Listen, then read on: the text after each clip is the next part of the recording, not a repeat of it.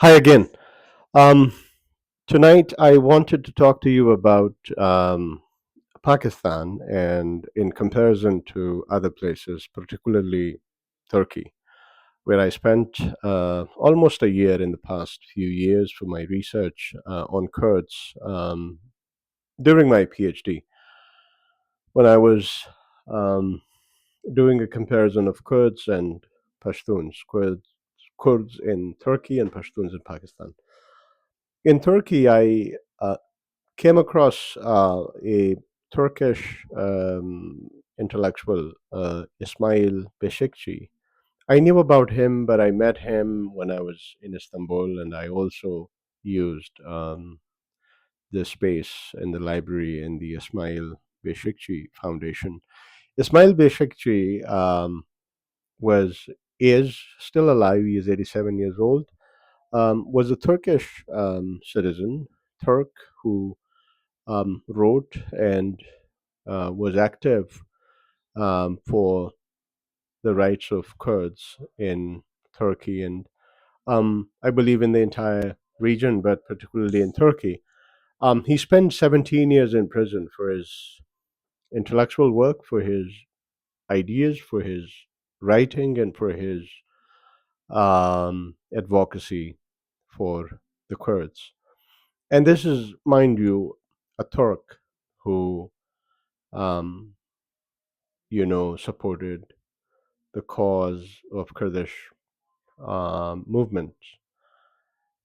And he was accused of all kinds of things. Of course, that's what states do, and put in prison. And he also was one of the nominees for the Nobel Peace Prize, but I don't think he got it.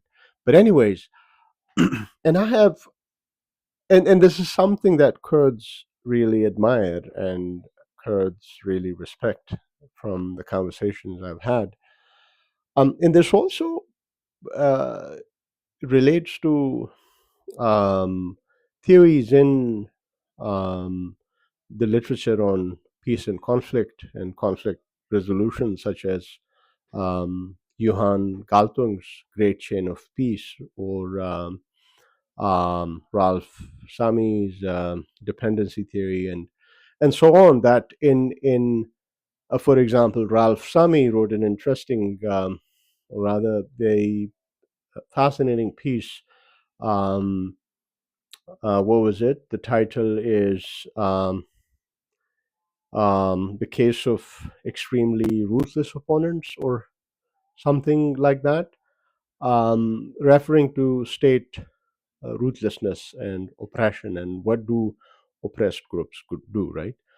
Um, Galtung suggested that in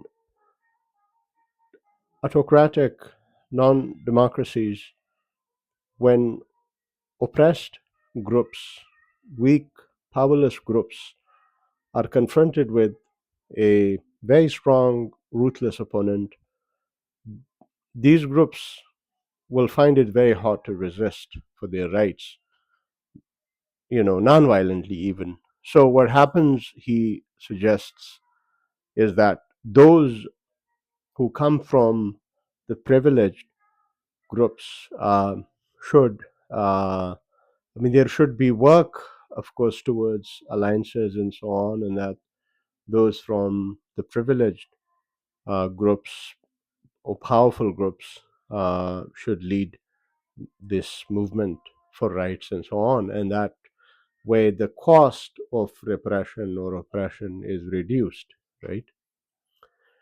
Now, whether the cost is reduced or not, no one can guarantee, but this this theoretical framework or idea explains the challenge or almost the impossibility of oppressed groups, minoritized groups in countries like Pakistan, in countries like Turkey, in countries like, um, I mean, Afghanistan, in countries like in many, like in Syria, in Iraq, in Iran, and so on,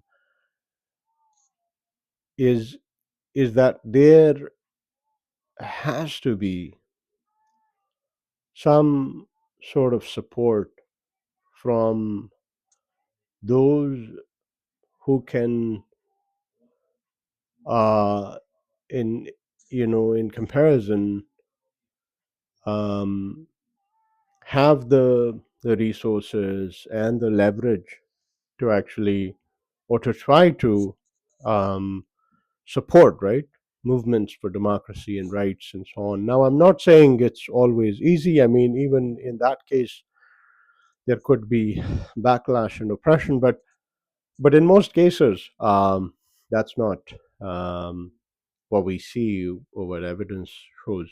But I think the point that I was trying to make in comparison to Pakistan is that apart, like, I don't know how many Ismail Beşikçis are there in Turkey. At least I know of one who actually seriously fought for the Kurds, on the side of the Kurds, because the Kurds were oppressed by the state of Turkey.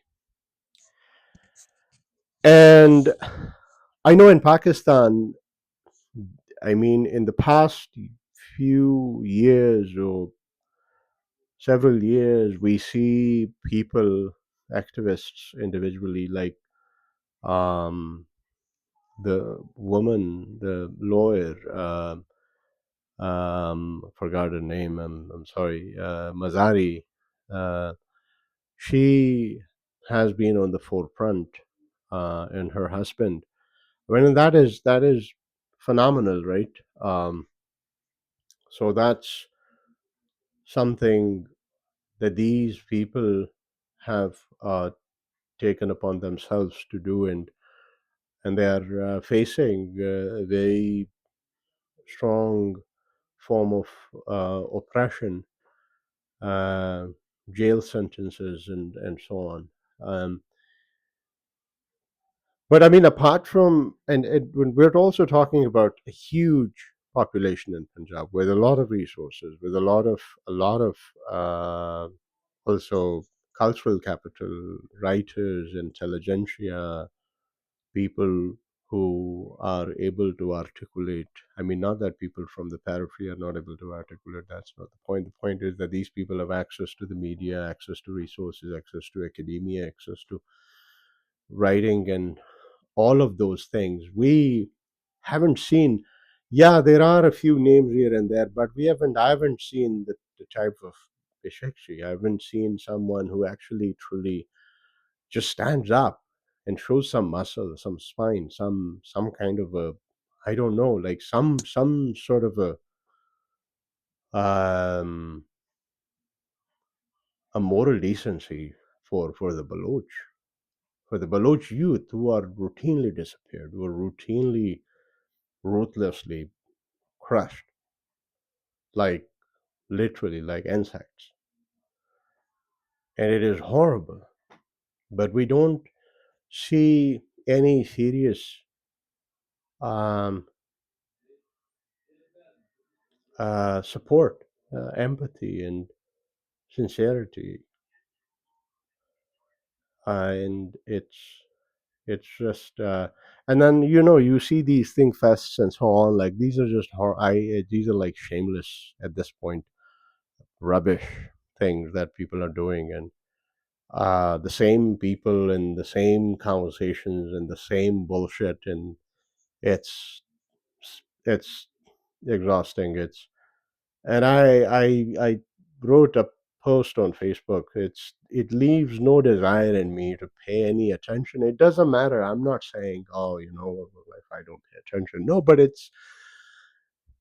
is expressing our concern on what is actually happening, even in places like Think Fests, right?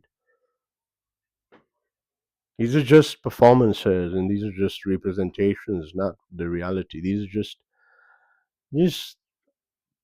you know, it's a joke. Um, yeah, it really is a joke, and I think there's no sympathy left. There's no empathy left. Look at Afghan refugees in this snow, in this cold, are being kicked out, and we don't see anything actually from places where it matters. I don't think Pashtuns would want these other Pashtuns, Afghans, to leave. It's not. I don't. trust that. I don't believe that. I don't. Maybe there will be some with no soul left. And I'm also not saying people from other places want this, but the state wants it, and we know what the state is or who the state is. Pashtuns, they don't control the state. Yeah, there are sellouts like Anwarullah. There are sellouts in amongst the Baloch like Sarfaraz Bukti. I mean, these people can also go on and cite any list of reasons for why they think it's, that's twisted, uh, these twisted moral claims and twisted, um, legal and state narrative. It doesn't make any sense. It's not true. I bet if there were a real free space for conversation with all of these thugs and goons, they wouldn't really win arguments. It's by sheer use of force and brutality and cruelty that they, get away with things and get away with saying things. And that's exactly what is happening in the United States. It's not even any more about explaining that the thing you're doing is morally right. It's not about that anymore. It seems past gone past that point quite a while ago. So in this atmosphere, in this environment, I think,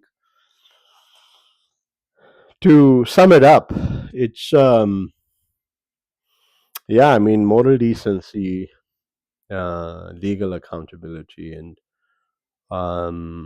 humanity, and all of those things are not being embraced. And this especially is shameful when people who have more resources, like the Punjabis in Pakistan, province of Punjab, the people there, they have more resources than others. They should say something. It's a population of 250 million people. Turkey is 80 million people. Not to again centralize this comparison, but the point is that where is the spine? Where is the moral spine? Is there someone who will take some position on this, like, and say enough is enough? But no, we don't see that. It's a very, yeah. And then they complain about the Baloch anger and Pashtun anger. Of course they will be angry. Of course they will be enraged. Of course they will have rage. What do you expect? Yeah, and it's not going to get better for anybody, and that's just a very sad situation. I don't know if this makes sense, but I hope to see you again. Bye.